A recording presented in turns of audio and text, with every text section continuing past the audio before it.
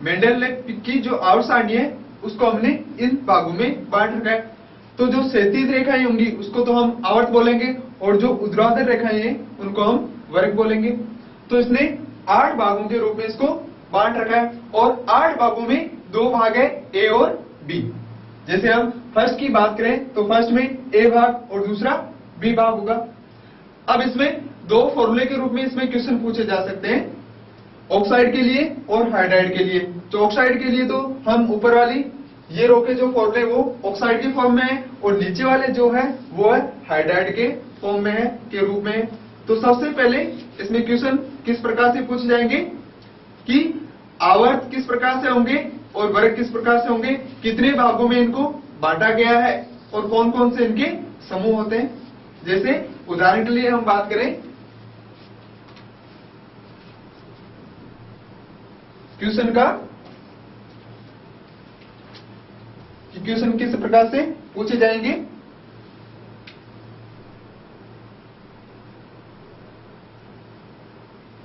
तो इसमें फॉर्मूले के आधार पर जैसे हम बात करें कि पोटेशियम, कार्बन, एल्यूमिनियम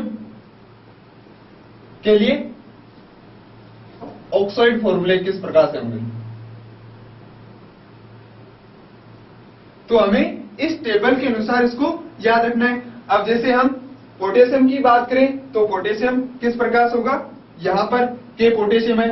अब इसका ऑक्साइड के लिए फॉर्मूला है तो ऑक्साइड के लिए इसका R2O, तो इसे K2O के फॉर्म में यहां पर होगा। तो इसको जो फॉर्मूला लिखेंगे K का ऑक्साइड के फॉर्म में K2O। अगर यही हमें हाइड्राइड के लिए पूछा जाता तो हाइड्राइड के लिए हम किस प्रकार से लिखते, यहां पर KH के फॉर्म में लिखते। हाइड्राइड के लिए पूछा जाता तो KH लिखते हम। इसी प्रकार से दूसरा है हमारे लिए कार्बन। तो कार्बन यहां पर किस में रूप में है, कार्बन यहां पर इस ग्रुप में, चौथे ग्रुप में। तो हमें इसका ग्रुप भी याद रखना है और ऑक्साइड और हाइड्राइड किस फॉर्म में ये भी लिखना है। तो ये जो कार्बन है ये चौथे ग्रुप में और इसके लिए जो ऑक्साइड का फॉर्मूला है वो RO2 के रूप में। तो R की जगह ये ग्रुप आ जाएगा तो इसका फॉर्मूला आ जाएगा CO2। तो यहां पर C के लिए लिखेंगे तो CO2 के रूप में हो जाएगा। अगर हम हाइड्राइड की बात करेंगे तो यहां पर किस रूप में आ जाएगा, CH4। हाइड्राइड के फॉर्म में पूछे तो CH4 के रूप में हो जाएगा। अब हम बात करें एल्यूमिनियम की, तो एल्यूमिनियम हमारे पास में कहां पर है, इस ग्रुप में। तो ग्रुप तो इसका है तीसरा, ऑक्साइड के रूप में लिखेंगे तो Al2O3। तो एल्यूमिनियम का Al2O3, तो ग्रुप तो तीसरा हो गया और इसका जो फॉर्मूला होगा वो R2O3 के रूप में हो जाएगा। यदि हम हाइड्राइड के लिए पूछे तो हाइड्राइड के लिए यहां पर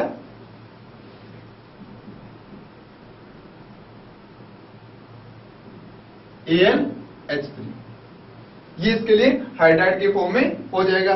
तो मेंडलीफ ने इसको 8 जो है समूह के रूप में बांटा और ये 6 इसके लिए आवर्त है, आवर्त के रूप में बांटा। तो हमें आवर्त और वर्ग दोनों के रूप में याद रखने और कौन से ग्रुप में कौन कौन से तत्व प्रदर्शित है और इनके ऑक्साइड फॉर्मूले किस प्रकार से बनेंगे और हाइड्राइड फॉर्मूले किस प्रकार से बनेंगे। फिर हमें जैसे हम यहां पर इसकी बात करें तो फर्स्ट के लिए hydrogen, lithium, sodium, potassium, rubidium, caesium. B group की बात करें कॉपर, Ag, Au के रूप में। सेकंड की बात करें beryllium, magnesium, calcium, strontium, barium के लिए, zinc, cadmium, mercury, boron, aluminium, gallium, indium, thallium, scandium, yttrium और lanthanum. Carbon, silicon, germanium, tin और लेड, थैलियम, जर्कोनियम, हैफ्नियम। ये इस प्रकार से हमें सारे नाइट्रोजन, फास्फोरस, आर्सेनिक, बिस्मिथ, इसके लिए वेनेडियम, नेबोबिनियम, टेक्नीशियम, ये सारे इस रूप में हमें यहां पर याद रखने। तो इसके अलावा हमें इनके ग्रुप के की नाम के बारे में पता रखना है।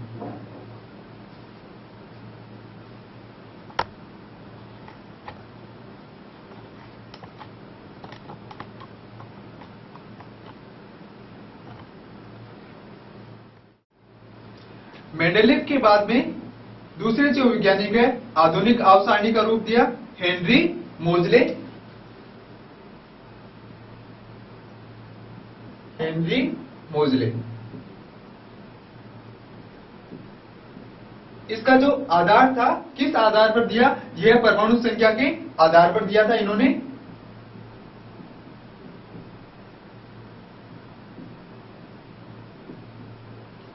अब इसको इन्होंने दो भागों के रूप में इसको विभाजित किया। किस प्रकार से, आवर्त के रूप में जो 37 पंक्तियां हैं वो 7 है। इस क्रम में 1 2 3 4 5 6 7। तो यहां पर हम आवर्त कहेंगे वह 37 पंक्तियों को कहेंगे और उनकी संख्या यहां पर 7 होगी। अब जो दूसरा भाग है वह है ऊर्ध्वाधर रेखाएं। ऊर्ध्वाधर रेखाएं का मतलब ये इस प्रकार से 1 2 3 4 यहां से लेकर ये 18 तक। तो ये ऊर्ध्वाधर, इनको हम समूह भी कह सकते हैं, वर्ग भी कह सकते हैं। तो इनकी संख्या होगी 18। ये यहां पर 18 होंगे।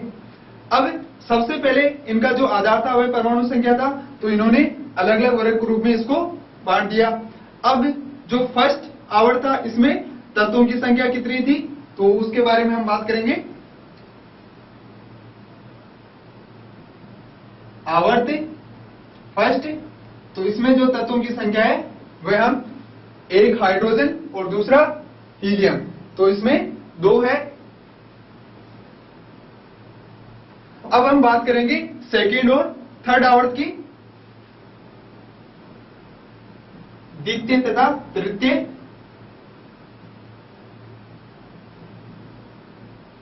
हम सिर्फ यहां पर आवर्त की बात करें तो यहां पर इस प्रकार से ये दूसरा तो लिथियम बेरिलियम हो जाएगा, और यहां पर boron carbon nitrogen oxygen fluorine और नियोन हो जाएगा। और तीसरा इसके लिए sodium magnesium aluminium silicon phosphor sulphur chlorine और आर्गन होगा। तो दूसरे और तीसरे इनमें टोटल तत्वों की संख्या होगी 8 तत्व होंगे। अब हम बात करेंगे चौथे और पांचवें की।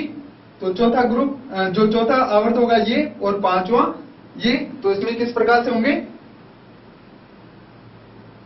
चौथे व पांचवें आवर्त में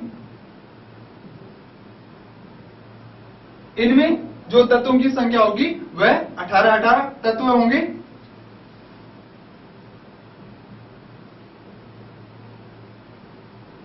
अब इसके बाद में जो छठा आवर्त होगा जिसको हम सबसे बड़ा आवर्त कहेंगे, तो इसमें टोटल तत्वों की संख्या होगी 32।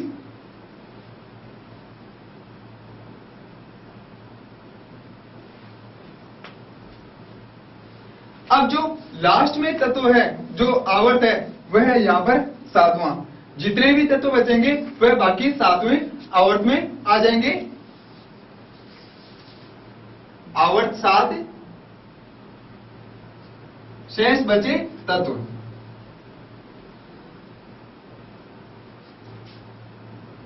के रूप में जो भी आएंगे वह 7वें आवर्त में हो जाएंगे। इसके बाद में इसमें अगला अलग अलग कोष के रूप में होते हैं। तो कोष में जो इलेक्ट्रॉनों की संख्या होगी वह किस प्रकार से होंगे, तो ये यहां पर जो छठा जो आवर्त है इसमें 32 तत्व होंगे। 32 किस प्रकार से, यहां पर जो लेंथेनम और एक्टिनाइड ये इसके दो भागों में बांटे गए।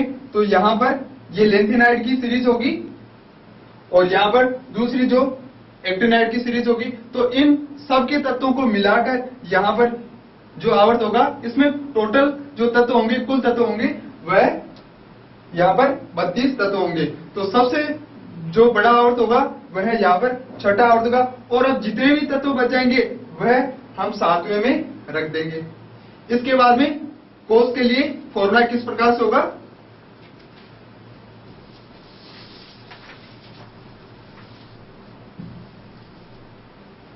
तो कोष में इलेक्ट्रॉनों की संख्या के लिए फॉर्मूला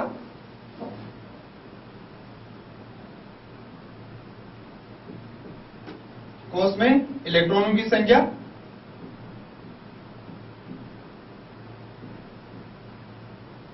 टू n स्क्वायर से निकालेंगे।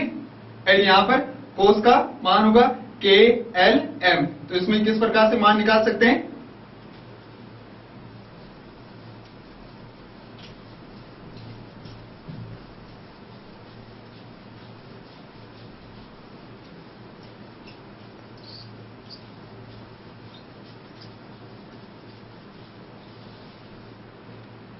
तो सबसे पहले हम K की बात करेंगे।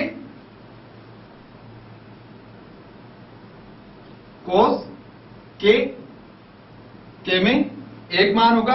अब इसके अनुसार, इस फॉर्मूले के अनुसार इसकी वैल्यू रखेंगे 2, n का मान 1 रखेंगे। तो यहां पर जो K में कोस की या इलेक्ट्रॉन की जो संख्या होगी वो यहां पर 2 होगी। इसी प्रकार से L के लिए 2 होगा। तो इसी फॉर्मूले से वापस रखेंगे इसमें 2 का स्क्वायर। तो इसमें इलेक्ट्रॉनों की संख्या यहां पर 8 होगी। अब हम बात करेंगे, ये यहां पर जो n का मान है 2 रखा है 2n स्क्वायर इस फॉर्मूले के अनुसार। अब हम अगले कोस की बात करेंगे, K, L और M की। M कोस, तो M कोस में 3 मान होगा और इसी के अनुसार इसका मान निकालेंगे। तो मान निकालने पर